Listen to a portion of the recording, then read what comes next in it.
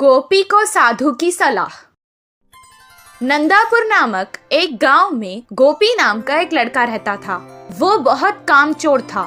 वो हर काम को आसानी से बिना मेहनत के करना चाहता था। मेहनत का काम उसे बहुत मुश्किल लगता था। उसे घूमना फिरना और मस्ती करना बहुत पसंद था। वो हमेशा गांव के बच्चों के साथ फिरता रहता था। उसके माँ बाप उसके लिए बहुत चिंतित थे। वो बस अपने बच्चे को सुधरता देखना चाहते थे। एक दिन उसे गांव में एक साधु मिला। साधु को गोपी के बारे में पता था। उसे सुधरने के लिए उसने उसे एक सलाह दी। तुम बहुत अमीर हो जाओगे अगर तुमने मेरी ये बात मान ली तो। अपने गांव के बाईं तरफ एक आम का पेड़ है। उसके 10 कदम पर अगर तुम खोदना शुरू करोगे तो तुम्हें वहाँ सोने का खजाना मिलेगा। ये बात सुनकर पहले गोपी बहुत खुश हुआ, लेकिन मेहनत लगेगी सोचकर ये कहने लगा, आप इस खजाने के बारे में मुझे ही क्यों बता रहे हैं? आप खुद भी तो इसे लेकर अमीर हो सकते हैं। हम साधुओं को धन का लालच नहीं है, हम बस लोगों की मदद करते हैं।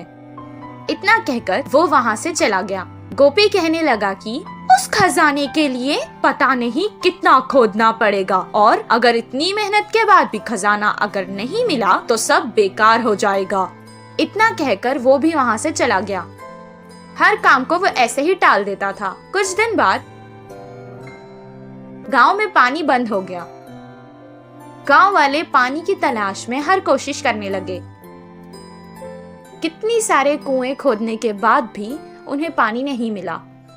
उस समय गोपी को साधु की बात याद आ गई। मैं अगर इस बुरे समय में वो खजाना लेकर इस गांव से चला जाऊं तो आराम से रह सकता हूं, वो सोचने लगा और वहां से फावड़ा लेकर आम के पेड़ के पास खोदने चला गया। कितना खोदने पर भी उसे खजाना नहीं मिला, लेकिन गांव की ऐसी हालत देखकर उसने खोदना बंद नहीं किया। खजाना लेकर यहाँ से चला जाने की लालच में वो खोदता ही गया। 4 दिन तक खोदने के बाद उसके पैरों के नीचे उसे पानी महसूस हुआ। कुछ देर बाद उस घड़े में पानी भरने लगा। वो तुरंत उस घड़े से बाहर निकल गया। पानी कुएं की तरह उस घड़े में भर गया। इस बात का पता गांव में लगते ही सारे गांव वाले आकर उस कुएं को देखने लगे। गांव वालों की जान बचाने के लिए सबने उसे कुछ न कुछ उपहार भी दिया।